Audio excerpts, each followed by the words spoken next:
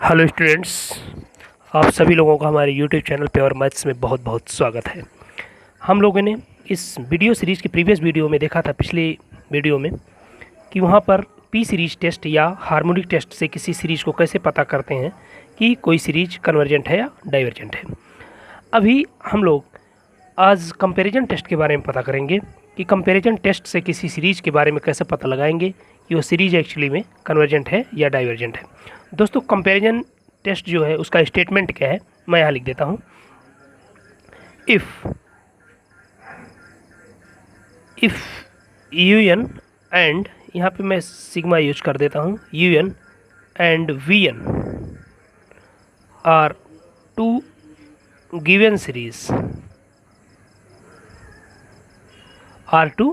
Series दोस्तों, यदि u n और वी एन दो दी गई सीरीज है and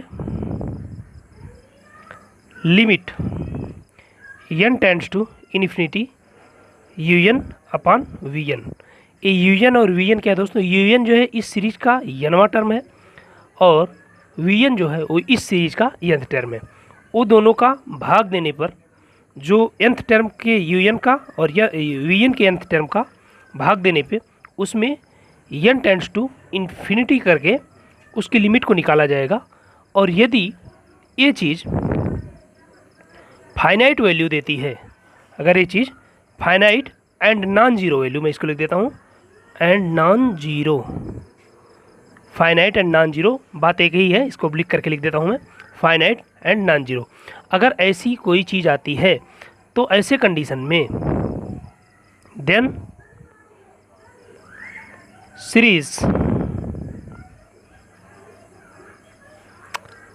you N and we n both will be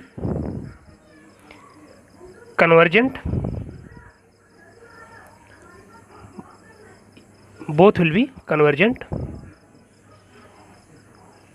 or divergent।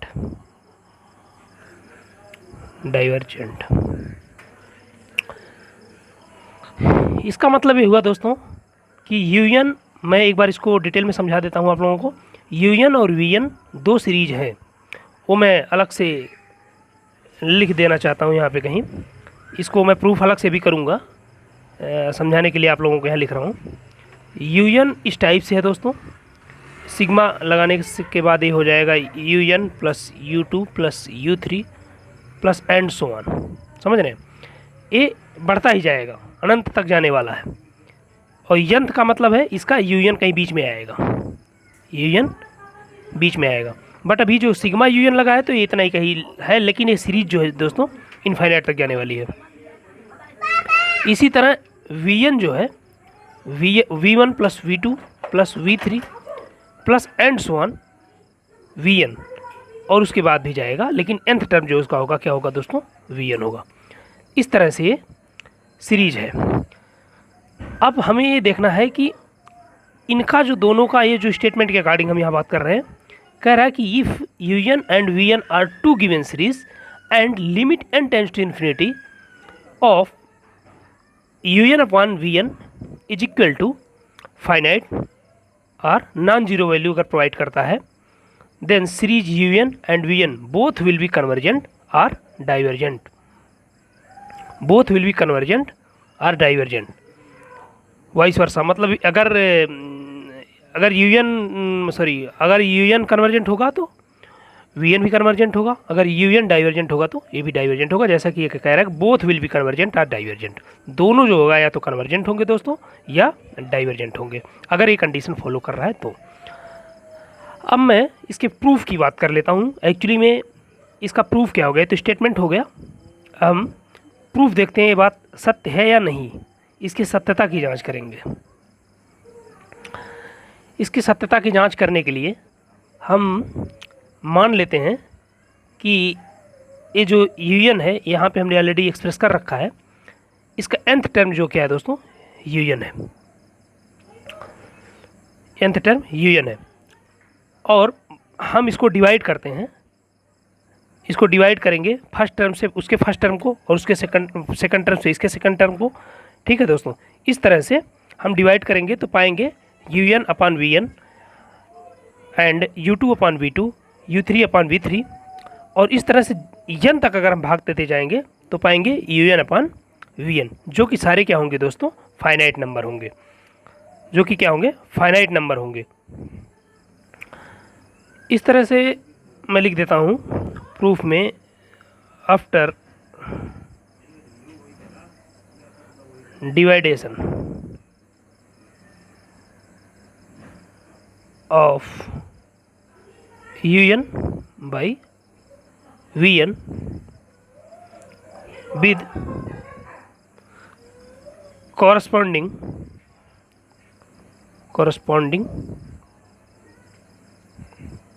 terms, after dividing of UN by VN with corresponding terms, तो क्या होगा दोस्तों, ये बन जाएगा U1 upon V1, U2 upon V2, U3 upon V3 dot dot dot, अगर मैं कहीं बीच में लिख दूँ UR अपॉन VR तो भी कोई दिक्कत नहीं होनी चाहिए, UN अपॉन VN, मान रहे कि नहीं। अगर तो इसके बाद वाला टर्म क्या आएगा ये भी आपको पता होना चाहिए। R एक जनरल टर्म हो गया, ये ज़रूरी नहीं है कि ये इसी के बीच का ही है, इधर का भी हो सकता है, तो इसलिए मैंने एक UR बटे VR, ऐसे देखने में बीच में ही लग रहा है, लेकिन ये क्या है दोस्तों, एक जनरल टर्म के रूप में हमने लिया है इसको। तो अगर हम ऐसा देखें इसमें कि ये सारे जो फ्रैक्शंस दिख रहे हैं ये क्या है, फाइनाइट हैं, तो हम एज्यूम कर सकते हैं कि इसके बीच में एक ऐसा कोई फ्रैक्शन होगा, इसीलिए हमने UR बाई VR लिखा हुआ है, इसके बीच में या हाँ UN अपॉन VN से लेकर UN अपॉन VN में कहीं भी एक ऐसा टर्म होगा जिसको हम UR बाई VR के नाम से यहाँ पे देख रहे हैं, वो क्या होगा दोस्तों, सबसे बड़ा होगा। भाई अगर एक फ्रैक्शन है, फाइनाइट है तो इनमें ऐसा कोई पद जरूर होगा जो सबसे बड़ा होगा, और वो हम मान सकते हैं, और उसको हमने मान लिया क्या है, UR बाई VR है। And suppose UR by VR is the greatest value in above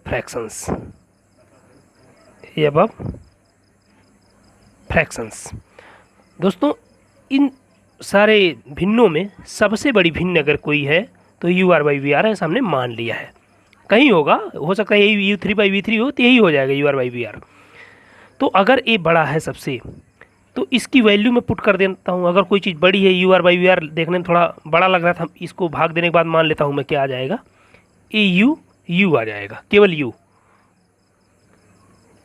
UR upon VR is equal to U जो होगा इस पूरे में सबसे बड़ी कोई भिन्न होगी, सबसे बड़ी वैल्यू होगी। तो जब सबसे बड़ी वैल्यू होगी तो हम इम्प्लाइज दैट करके आगे क्या लिख सकते हैं दोस्तों, U1 अपॉन VN क्या होगा, ये छोटा होगा किससे दोस्तों, U से, क्योंकि यही UR बाई VR क्या है, U है। और यहाँ मैं लिख दूँ U2 अपॉन V2, ये भी क्या होगा, U से छोटा होगा। U3 बाई V3 ये भी क्या होगा, U से छोटा होगा। इस तरह डॉट डॉट डॉट कहाँ तक जाऊँगा दोस्तों, UR तक तो यही हमने टर्म माना ही है। UN, क्योंकि यहाँ से लेकर के यहाँ तक की हमने बात की थी, इसमें सबसे बड़ा टर्म ये है, तो UN बाई VN से भी बड़ा होगा, कुछ इस तरह से। अब मैं थोड़ा सा इसको अगर अरेंज करके लिखूँ तो क्या बन जाएगा दोस्तों, ये U है वास्तव में, U1 is less then VN U, U2 is less then V2 U, V3 is less then U3 is less then V3 U। समझ रहे ना, ये U और V में थोड़ी सी सिमिलरिटी दिख रही है, लेकिन ये U है। डॉट डॉट डॉट UN भी छोटा होगा दोस्तों किससे, VN और U से, VN इंटू U। ये चीज़ दिख रही होगी, यहाँ हमने कॉमा जो लिख रखा है, यहाँ कॉमा एक अलग अलग टर्म्स हैं दोस्तों। इसको मैं 1 2 3 4 5 अगर इक्वेशन इस तरह से लिखता तो ये मान सकता था कंडीशन। तो मैं इनको सबको ऐड अगर कर दूं तो क्या बन जाएगी, UN plus U2 U1 plus U2 plus U3 plus U4 plus dot dot dot UN, है ना। ऐड कर रहा हूँ तो ये लेफ्ट हैंड साइड वाली चीज़ें लेफ्ट हैंड साइड में जुड़ जाएंगी, राइट हैंड साइड वाली चीज़ राइट हैंड साइड में जुड़ जाएंगी। दोस्तों क्या हो जाएगा, U1 plus U2 plus U3 plus dot dot dot UN। ये किससे छोटे होंगे दोस्तों, ये भी छोटा होगा। पहला टर्म क्या है, V1 U plus V2U plus V3U plus dot dot dot VNU। इसमें U देख रहे होंगे कॉमन है, तो यहाँ पे हम लिख सकते हैं U1 plus U2 plus U3 plus dot dot UN। Less होगा U कॉमन अगर ले लें, V1 plus V2 plus V3 plus dot dot dot VN। इस तरह से कुछ बनेगा दोस्तों। बात क्लियर मुझे लग रहा है कि समझ में आ रही होगी आप लोगों की। अगर ऐसा लग रहा है, ऐसा बन रहा है, तो ये क्या है दोस्तों, आप लोग देख रहे होंगे। और ये क्या है, ये वास्तव में जो है ये सिग्मा UN है और ये सिग्मा VN है। तो मैं ऐसा भी लिख सकता हूँ सिग्मा UN, ये सिग्मा UN, और इस सिग्मा VN की इसको नीचे लेकर लिख देता हूँ लाके सिग्मा VN, जो होगा वो छोटा होगा किससे दोस्तों, U से। बात समझ में आई। मैं समझता हूँ कि यहाँ तक चीज़ आप लोगों को क्लियर हो गई होगी। सिमिलरली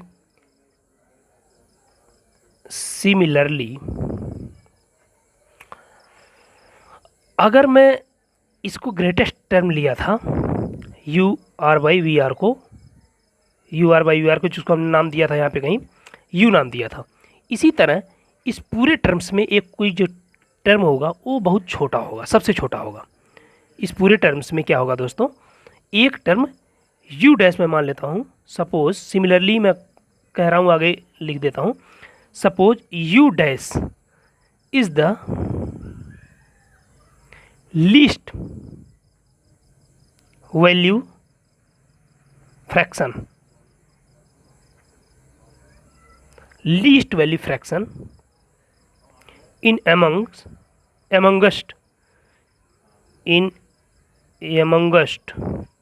fraction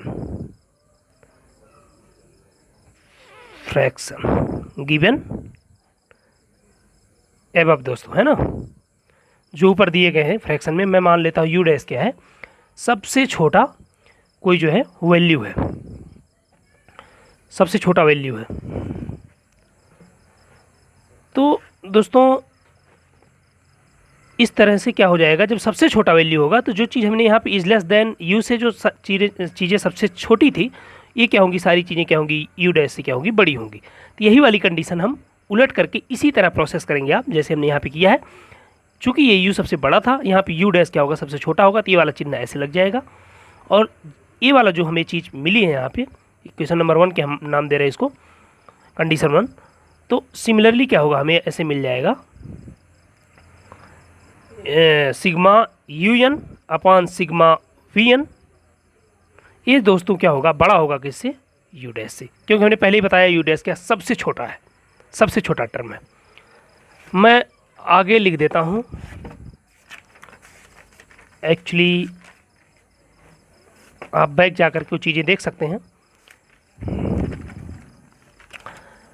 अभी हमने ये चीज़ लिखा था दोस्तों, sigma UN upon sigma VN जो है ये क्या है, छोटा है किससे दोस्तों, U से। और ये कंडीशन 1 बनी थी। यही sigma UN upon sigma VN जो है ये बड़ा है U डैश से, ये कंडीशन 2 बनी थी। मैं दोबारा इस चीज़ को लिख दिया हूँ यहाँ पे ताकि वेल क्लियर हो आप लोगों के लिए।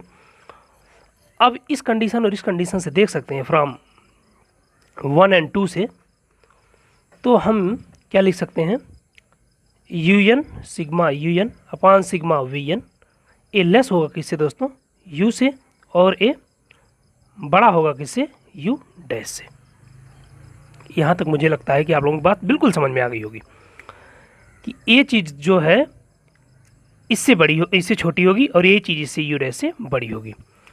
दोस्तों आपको पता होगा कि यू डैश और यू ये क्या है, मैंने फ्रैक्शन माने हैं, पहले ही मैंने बता दिए थे। यू क्या है, उस सीरीज का सबसे बड़ा फ्रैक्शन था, सबसे बड़ा वैल्यू वाला फ्रैक्शन था, और यू डैश क्या था, सबसे छोटा वैल्यू वाला फ्रैक्शन था। इसका मतलब सबसे छोटा वैल्यू और सबसे बड़ा वैल्यू के बीच में ही इन दोनों एडिशन का जो डिवाइडेशन हो रहा है वो एग्जिस्ट करेगा कहीं। इस सबसे छोटे वैल्यू और सबसे बड़े वैल्यू के बीच में इन दोनों सीरीज के एडिशन होने के बाद जब भाग दिया जाएगा तो इनके और इनके बीच में ही कहीं आएगा। और चूंकि ए भी फाइनाइट है, ए भी फाइनाइट है, इसका मतलब इसके बीच में जो एग्जिस्ट करने वाली चीज़ होगी वो भी क्या होगी, फाइनाइट होगी। नहीं समझ आया? ए भी फाइनाइट है, ए भी फाइनाइट है, इसका मतलब इसके बीच में जो भी चीज़ होगा वो भी क्या होगा दोस्तों, फाइनाइट होगा। उसको मैं मान लेता हूँ lambda. Let U N upon sigma V N is equal to lambda. Then क्या हो जाएगा दोस्तों, U dash is greater than lambda, sorry is less than lambda, and lambda is also less than you.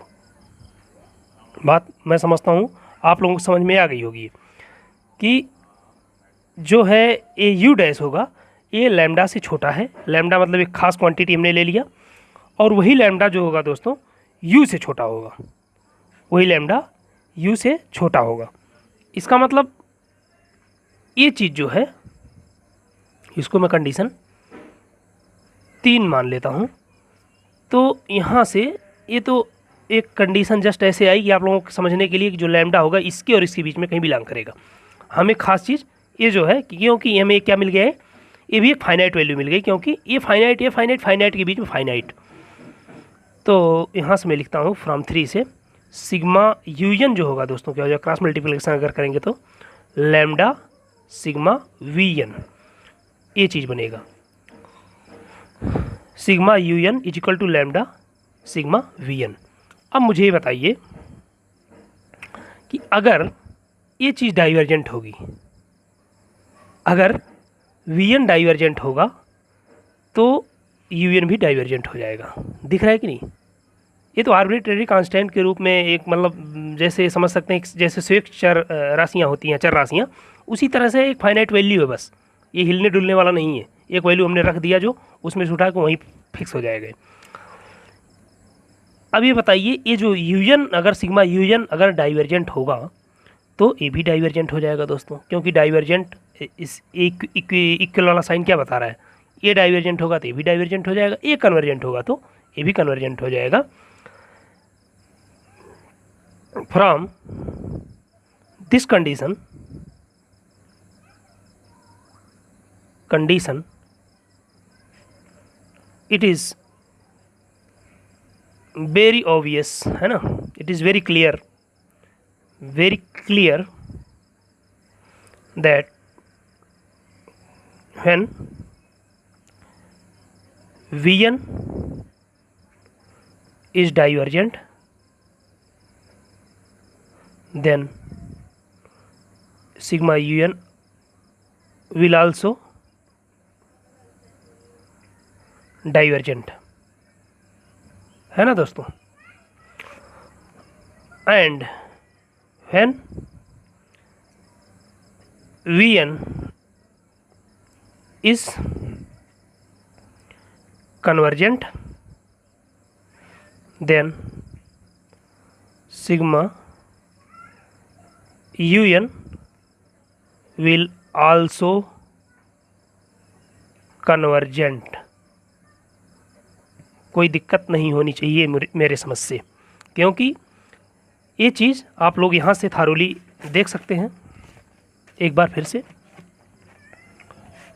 A statement था और ए you n और v N A series थी इस तरह से,